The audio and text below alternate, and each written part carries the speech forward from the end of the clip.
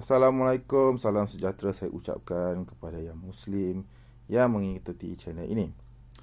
Hari ini saya membuat keputusan untuk membalas persoalan-persoalan yang dikemukakan oleh pastor Melayu Murtad yang bernama Yusri itu di dalam videonya yang lepas dan juga yang terbaru yang saya dapat dengar pagi tadi. Dia membalas hujah daripada Ustaz Abu Syafiq, yang kini berada di Turki.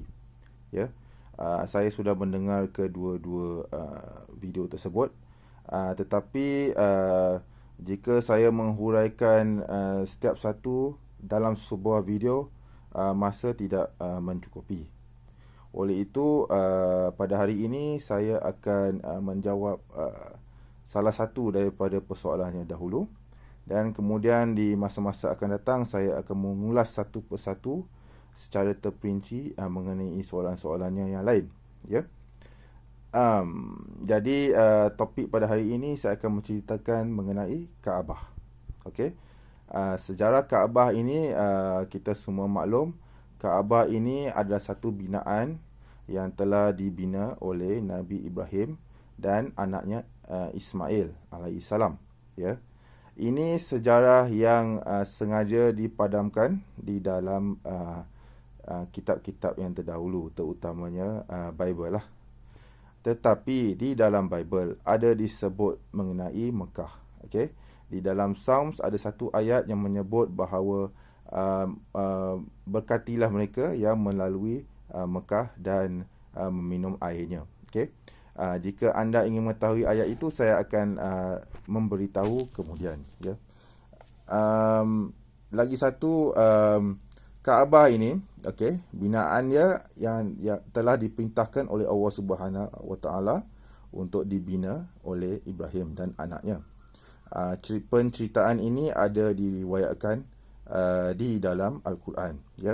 Ini point ini sebenarnya dikaburkan oleh si Yusri, kerana dia itu terlalu fokus kepada mengapa kita sebagai Muslim menyembah ke arah kiblah Mekah, iaitu Kaabah. Beliau menuduh kita yang Muslim menyembah berhala. Saya rasa Yusri ni dia tak faham konsep berhala itu apa. Kalau seseorang itu menyembah berhala itu atau patung itu atau Tuhan itu kena berada di depan orang itu. Dia tak boleh berada beribu-ribu kilometer daripada tempat dia bersolat atau dia bersembahyang.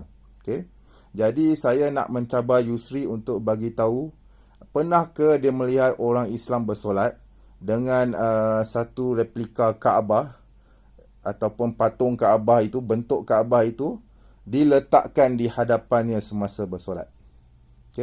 Saya cabar Yusri untuk beritahu saya, di manakah ada orang Islam yang membuat perkara seperti itu, atau meletakkan sesuatu idol atau berhala or any imagery that signifies that it is a idol in front of the person during his or her salah. Jawapannya senang, tidak ada. Kita menyembah kepada Allah yang satu. Kita tidak menyembah Kaabah.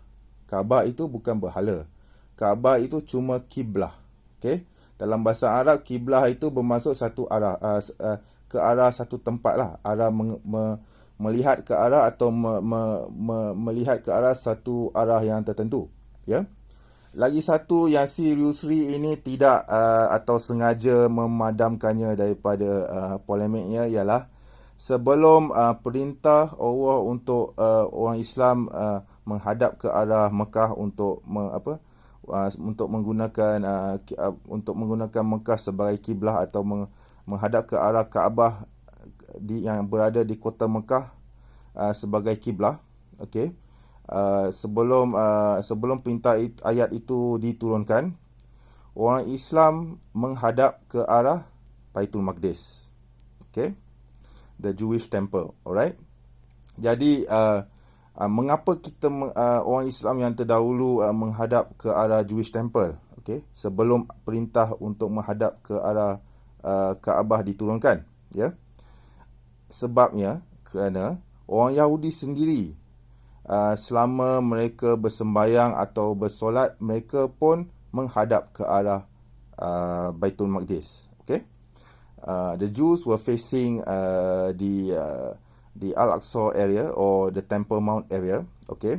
Until today, okay, sehingga hari ini, anda akan sentiasa melihat orang Yahudi bersolat, bersembayang, berdoa menghadap ke arah Baitul Maqdis. Okay? Sehingga hari ini anda boleh melihat orang Yahudi, okay, meratap di depan dinding ratapan. Okay? Sehingga hari ini anda boleh melihat orang Yahudi melakukan pilgrimage. Okay? Dalam bahasa mudah kita kata umrah lah atau haji lah. Mereka melakukan pilgrimage kepada atau ke bandar Baitul Maqdis. Okay? Cuma mereka dilarang untuk masuk ke dalam kawasan Temple Mount kerana mereka percaya bahawa hanyalah apabila Al-Masih yang sebenar turun, bukan Jesus, ya, mereka tidak percaya bahawa Jesus itu Al-Masih. Mereka percaya bahawa when the Jewish Messiah comes, okay, only then will they be allowed to enter the Temple Mount. Until that moment happens, okay, orang Yahudi forbidden from entering the Temple Mount area. Okay, sebab itulah maka mereka hanya bersolat dan juga berdoa dan meratap di bahagian dinding ratapan. Okay, yang dikatakan adalah sebahagian daripada Temple Mount yang asal. Okay. So, kalau si Yusri ni nak kata bahawa orang Islam ini menyembah berhala disebabkan kita menghadap ke arah Mekah, saya rasa orang Yahudi pun patut dikenakan benda yang sama jugalah. Jadi, berani ke Yusri untuk mengatakan bahawa orang Yahudi menyembah berhala, okay, kerana mereka menghadap ke arah kiblah di Baitul Maqdis. Okay. Berbalik tadi kepada apa yang saya cakapkan mengenai orang Islam, kita pun pernah juga berkiblatkan Baitul Maqdis, sehinggalah Allah menurunkan perintah agar kita memindah atau berpindah kepada Mekah, ya. Jadi apakah Yusri hendak kata kali ini? Adakah dia akan kata, berhala tu berpindah daripada Baitul Maqdis berpindah kepada Mekah? Adakah dia akan kata begitu? Atau adakah dia akan berkata, orang Islam ni Kaabahnya boleh berubah-ubah mengikut tempat. Okey. Jadi itulah perbezaan antara kami dan kamu, Yusri. Okey. Kerana kami sebagai Muslim, kami sami'na wa ata'na. Yeah, we hear and we obey. Okay, we don't question God. We don't basically we don't question God and ask why God simply moves everything from one place to another. Itu adalah perintah Allah. Jadi kita ikut. Okay, kamu kata kamu faham, tetapi saya rasa kamu ni tak faham. Okay, lagi satu perkara saya ingin memberitahu si Yusri ini. Okey, sebenarnya anda lah yang menyembah berhala. Okey, kerana kamu mencium kayu salib. Okey, tak kiralah sama ada masa ibadah ke atau sebagai peringatan pada diri sendiri ke, kamu pasti akan mencium kayu salib walaupun sekali-sekala. Okey, jadi saya nak tanya Yusri ni, adakah kayu salib itu bukan berhala? Okey, anda menuhankan satu alat yang telah membunuh Tuhan kamu. Okay? Basically, the crucifix is a form of idolatry. Okay? In Deuteronomy, I think, there's a verse which says you cannot, have graven images or idols. Okay? Graven images ini merujuklah kepada benda-benda seperti kayu salib. Okay? Lagi satu, kita boleh bagi tahu Yusri ni, orang Kristian di seluruh dunia juga menyembah ke arah patung Jesus. Okay? Tak kira lah sama ada dia Katolik ke, atau Protestan ke, atau Ethiopian Church ke, atau Eastern Orthodox ke, mereka mesti ada satu figura Jesus di dalam gereja mereka. Okay. Only the Protestants do not have the idols of Mary in their churches, but in some way or another they will have at least a cross. Okay. Mesti ada bentuk salib di dalam gereja. Jadi saya nak bertanya kepada Yusri, adakah itu bukan berhala? Okey. Itu adalah satu berhala sebenarnya. Okey. Dalam kalau anda pergi kepada masjid atau rumah-rumah orang Islam, mana anda boleh berjumpa Kaabah yang berbentuk atau benda atau idol yang berbentuk seperti Kaabah untuk kita gunakan sebagai asas sembahan? Tidak ada. Yang kita ada cuma ada kain sejadah, kita lampirkan di atas rantai atau di tanah, dan kita bersujud di atasnya menghadap ke arah Mekah. Okey. Poin yang terakhir yang saya nak ulas ialah Kaabah itu bukan berhala kerana sekiranya berlaku sesuatu, okey, yang menyebabkan Kaabah itu hancur dan musnah dan sebagainya, orang Islam masih wujud lagi pada masa itu, orang Islam masih lagi akan tetap juga menghadap ke arah Makkah. Ya.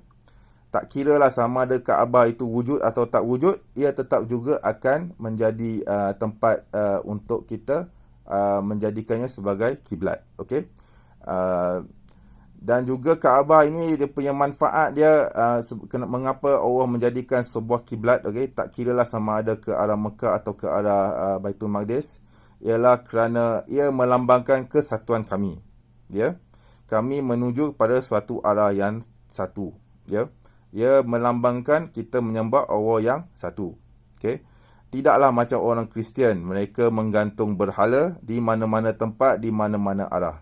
Tak kira lah macam mana pun anda juga menyembah berhala. Ya.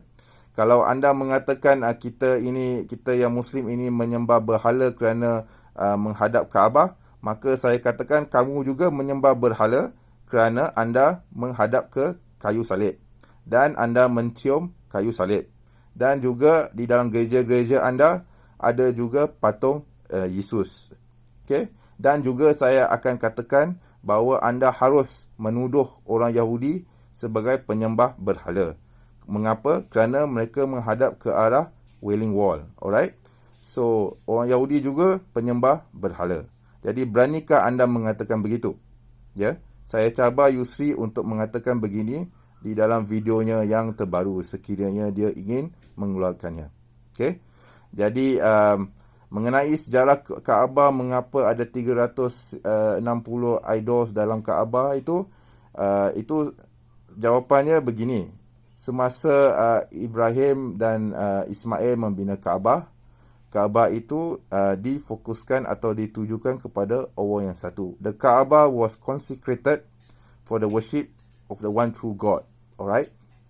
Selepas berabad-abad kemudian, or centuries later, this pristine religion of Abraham and Ishmael alaihi salam, okay, was corrupted by the people that came after it.